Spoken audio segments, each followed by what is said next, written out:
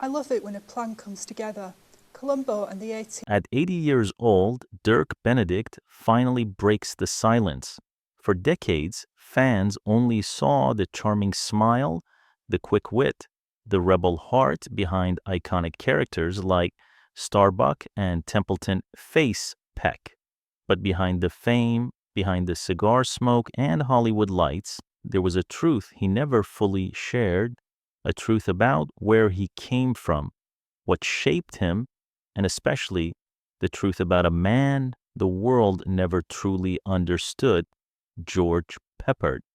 But before Benedict unveils those long-protected memories, the story must return to where everything began, to a quiet land of mountains, open skies, and a boy who had no idea he would one day become one of the most unforgettable television faces of the 20th century.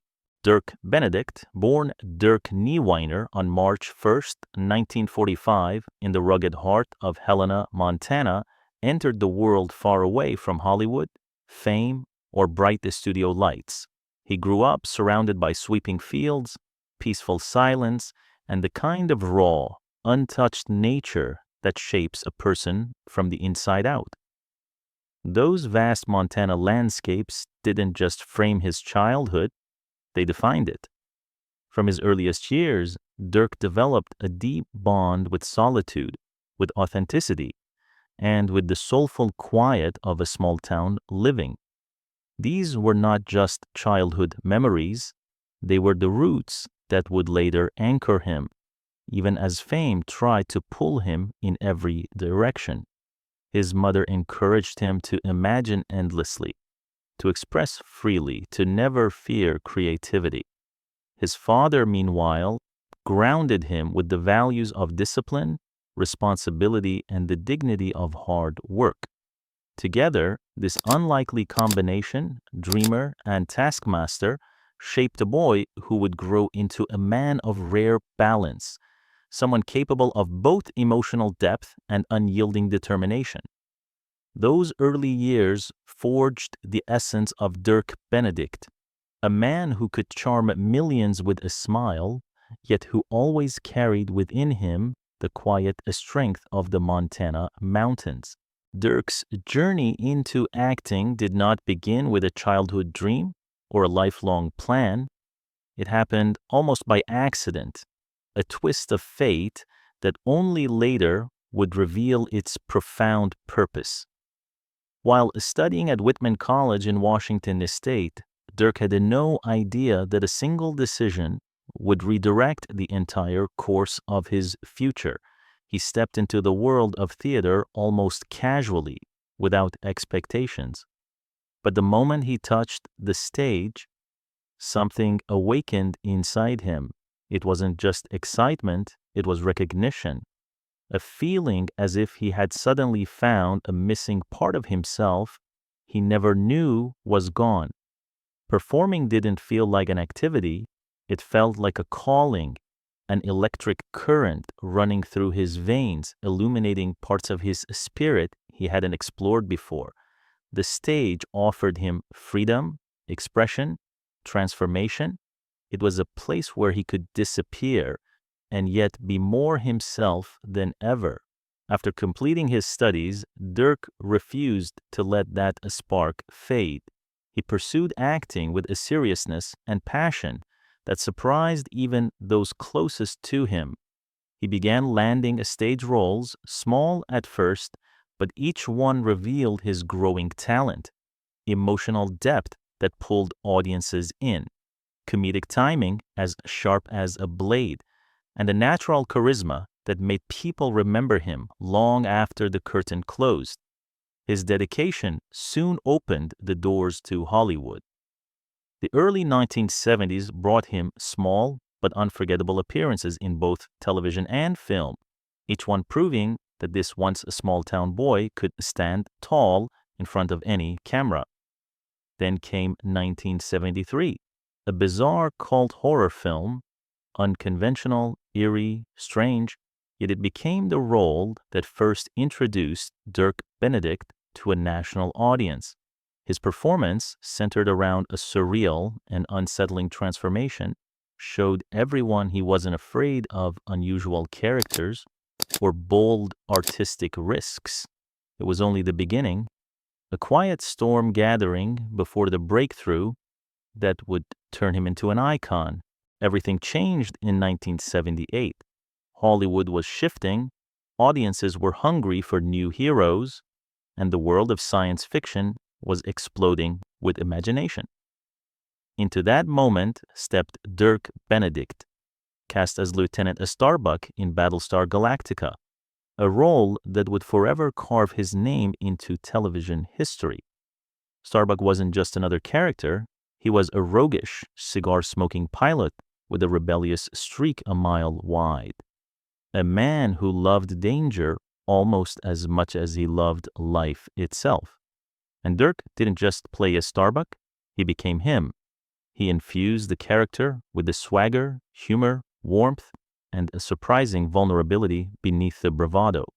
Fans were instantly drawn to him. This complex mix of troublemaker and loyal warrior, a man who lived on instinct but cared with his whole heart. His chemistry with co-stars like Richard Hatch and Lorne Greene added a depth that fans still remember decades later. Together, they built a sci-fi universe that felt alive, vibrant, and emotionally charged. For many, Benedict's Starbuck remains the definitive hero of the era, a symbol of charm, courage, and unpredictability. But Dirk Benedict wasn't finished. Only a few years later, in the 1980s, he stepped into another legendary role, one that would skyrocket him into pop culture immortality. Templeton face Peck on the A-Team. Here, Dirk transformed into the smooth-talking con artist with movie star looks, a master of persuasion and impossible schemes. Face wasn't just clever, he was irresistible. Audiences adored the way he danced through chaos with a grin, a plan, and a charm no villain could withstand. From 1983 to 1987, the A-Team became a cultural phenomenon. Explosions, daring rescues, unforgettable characters, but always fans' eyes were drawn to Benedict. His portrayal of Face blended comedy, confidence, and heart in a way that made the character unforgettable. And once again, Dirk Benedict left an imprint. His charisma didn't just light up the screen, it shaped a generation of television storytelling. By the late 80s, Dirk had something that very few actors ever achieve. Two iconic characters loved across the world. Two roles that proved his range, depth, and undeniable star power.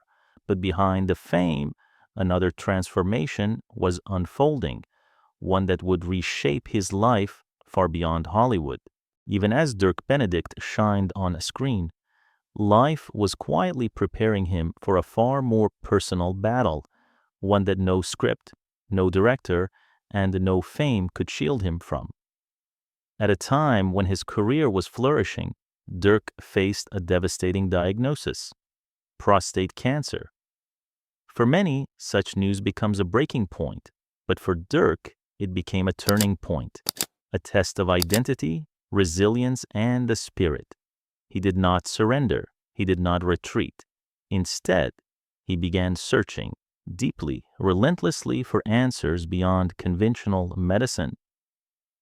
This journey led him into the world of alternative health practices and ultimately toward embracing a macrobiotic lifestyle, one that emphasized natural foods, balance, and harmony between body and mind. It wasn't simply a diet, it was a rebirth. His healing process and the transformation it triggered were so profound that he later captured the entire experience in a remarkable, deeply introspective book titled Confessions of a Kamikaze Cowboy. The memoir wasn't just a survival story, it was a raw, humorous, and brutally honest exploration of life, fear, and identity. Dirk shared how confronting illness forced him to confront himself, his choices, his beliefs, his vulnerabilities. And through those pages, he revealed a philosophy that shaped the rest of his life. Live naturally, live truthfully, take responsibility for your body and your spirit, and never ever lose faith in the quiet voice of your inner compass, even when the rest of the world calls it foolish. Fans who read the book found themselves meeting a different Dirk Benedict. Not the charming soldier of the A-Team, not the rebellious pilot from Battlestar Galactica, but a man who had walked through darkness and emerged with clarity, conviction, and a fiercely personal understanding of what it means to survive. Yet despite the intensity of that journey, Dirk's love for performance never faded, and soon he would step back into the light, this time in a way that surprised everyone. Despite everything he had endured, Dirk Benedict never walked away from the craft that gave his life meaning. In 2010, he did something both bold and beautifully nostalgic. He returned, not to television, not to film, but to the theatrical stage, the very place where his passion had first ignited decades earlier.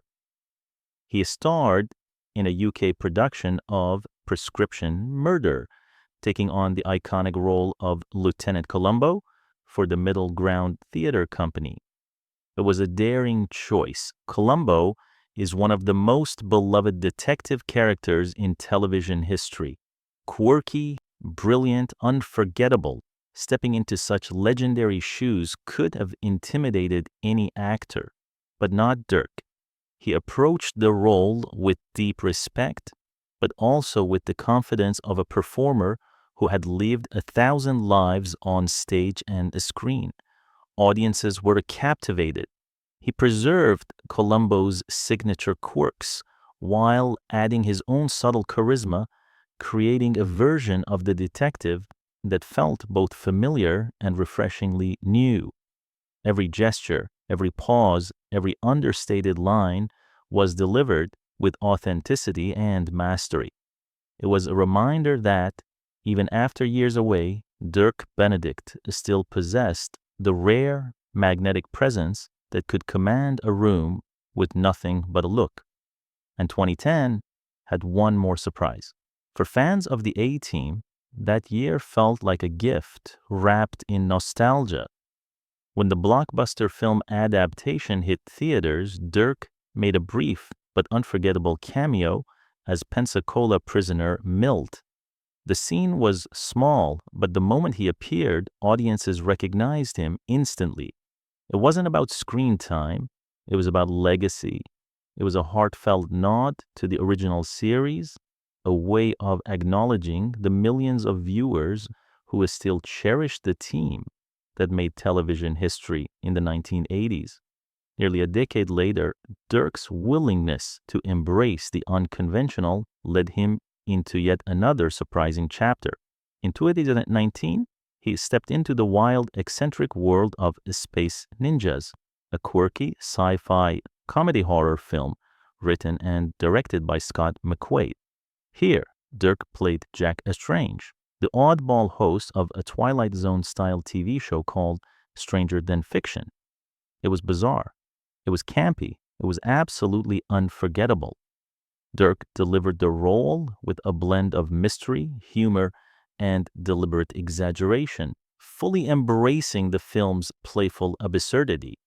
Even in a low-budget B-movie, his presence elevated every frame he appeared in, reminding the world that great actors don't rely on budgets.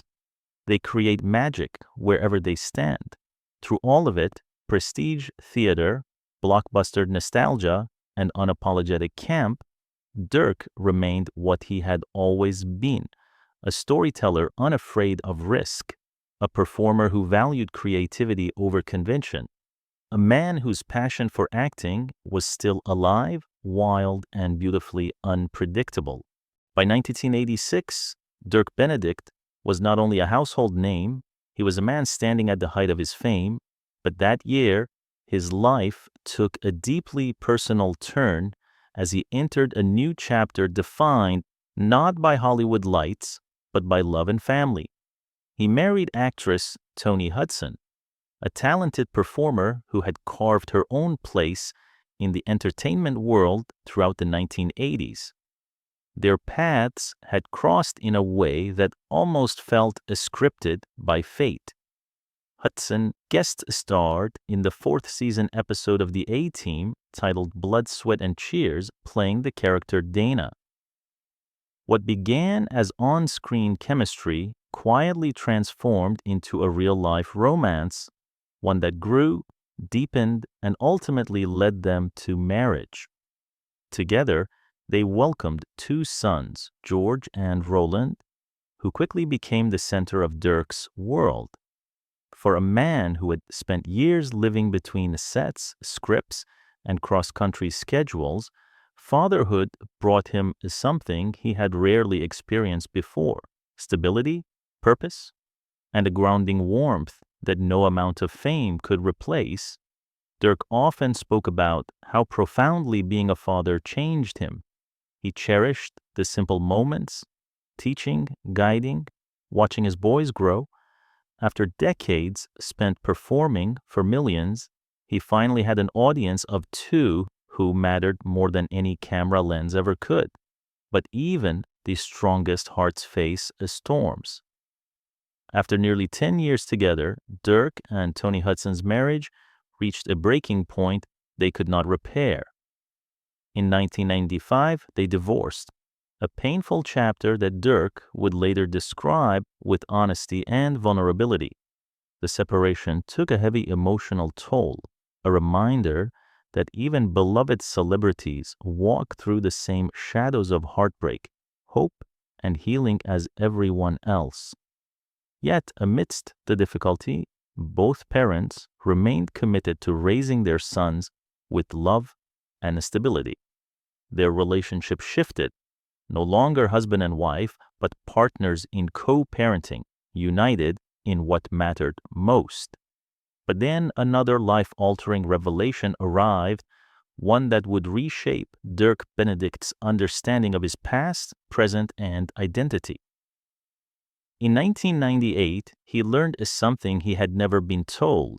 He had another son from a relationship many years earlier, a child who had been placed for adoption without his knowledge. The discovery came when the boy was already an adult. For Dirk, the moment was overwhelming, emotional, and transformative. He described it as an unexpected gift, a chance to meet a young man who shared his blood, his history, and perhaps even pieces of his soul, yet had grown up entirely outside his world. This revelation reopened questions about destiny, fate, and the hidden chapters life often keeps tucked away until the moment we're ready to face them. It added new layers to Dirk's identity, not just as an actor, not just as a father, but as a man rediscovering what family truly meant. Through triumphs and heartbreaks, Dirk Benedict's life continued to unfold with complexity, tenderness, and the kind of depth that no script could ever fully capture. But his most personal reflections, the ones fans never heard, were still waiting, and soon he would finally speak about the man who shaped his career and whose legacy the world misunderstood for far too long. Now, at 80 years old, Dirk Benedict finally chooses to speak, not as a young actor navigating fame, not as the charming face of the A-Team, but as an older man looking back with the rare clarity that only time, loss, and life experience can provide. And what he speaks about is George Peppard. For decades, Peppard, who famously portrayed the cigar-wielding leader Hannibal Smith, was branded by the public as a stern, intimidating, demanding, and difficult. People thought they knew him. They thought the man on the screen was the man behind the scenes. But Dirk Benedict reveals something entirely different. People think they knew George because they saw him play Hannibal, he says softly. But what they saw was only a fraction of who he really was. Peppard carried himself like a figure from a different era, disciplined, sharp, uncompromising. He expected professionalism, precision, and respect for the craft. In his presence, the set felt more like a military operation than a Hollywood production. Yet Dirk now understands that this wasn't arrogance. It was responsibility. He expected you to know your lines, to hit your marks, to respect the crew, and to treat the work like it mattered. Dirk recalls, he didn't believe in shortcuts, he didn't suffer fools, and if you weren't ready, Dirk pauses in memory, he'd let you know directly. To younger actors, Dirk included, this intensity could feel sharp, even intimidating. They sometimes clashed, especially when Dirk's more relaxed style brushed against Peppard's old-school discipline. But now Dirk sees the truth with a depth he lacked in his youth. George made you better, even when you didn't realize it. Behind the stern look was a man shaped by decades of experience, someone who had survived Hollywood's harshest storms and refused to let the industry weaken him or anyone under his guidance. But what the world never truly saw was Peppard's loyalty. Dirk remembers moments when Peppard stood up for the cast, fought for fair working conditions, insisted the ensemble be treated with respect equal to any star. He didn't just lead the team on screen, Dirk explains. He led it behind the scenes too. If George respected you, he would defend you without hesitation. If he felt something was unfair, he confronted it. And if he believed in you, his support was unwavering. But Peppard carried struggles too, quiet ones hidden behind the polished exterior. The frustration of being typecast, the pressure of shifting industry standards, the fear that his legacy would be reduced to a single character with a cigar and a black van. There was a sadness in him, Dirk says, voice almost a whisper. He wanted to be remembered as a serious actor, not just Hannibal. And yet Dirk believes Peppard cherished the fans' love for Hannibal more than he ever openly admitted. Time has softened Dirk's judgments. Age has sharpened his understanding. I respected George then, he says, but I admire him now. For Dirk Benedict, speaking up today is more than just correcting misconceptions. It is a tribute, a gesture of gratitude, a final act of honoring a man who shaped him far more deeply than he once realized. Behind every stern word, behind every intense glare, behind every unwavering command, there was a man who cared about the craft, about the show, and yes, about them. As Dirk Benedict looks back across the 8 remarkable decades of his life, he sees not just a career filled with iconic roles, but a journey woven with triumphs, heartbreaks, revelations, and profound rediscovery. He reflects on the moments that shaped him, the endless Montana skies of his childhood, the unexpected spark of the theater stage, the legendary television roles that made him a global icon, the battles for his health and identity, the joys and fractures of family life, and the strange whimsical projects that allowed him to keep dreaming even when the spotlight dimmed. And now, as he finally speaks openly about George Peppard, his voice carries something deeper: wisdom, humility, gratitude. For decades, fans believed Peppard was simply the stern, commanding leader they saw on a screen. But Dirk reveals the truth. Behind every sharp edge lay loyalty, discipline, and a fierce desire for excellence, qualities that shaped the A-Team and everyone who worked on it. George taught me more than I realized, he now admits. lessons about craft, lessons about integrity, lessons about standing tall even when the world misunderstands you, and perhaps most importantly, a lesson about how time softens our judgments and deepens our admiration. Dirk's final reflections are not tinged with regret, but with appreciation. He no longer sees Peppard as merely a forceful co-star. He sees a mentor he didn't fully appreciate until years later. If there's one thing I want people to know, Dirk says, it's that behind every stern look was a man who cared about the show, about the work, and yes, about us. Speaking Up Now is not a correction of history. It is a tribute, a final act of gratitude from one actor to another, from one survivor to another, from one man who lived boldly to another who led boldly. Dirk Benedict's legacy will always shine through a Starbucks swagger, Face's charm, and Jack Strange's eccentric humor. But perhaps his greatest legacy is something quieter, the courage to look back honestly, the grace to speak with compassion, the wisdom to acknowledge the people who shaped him, even those he once misunderstood.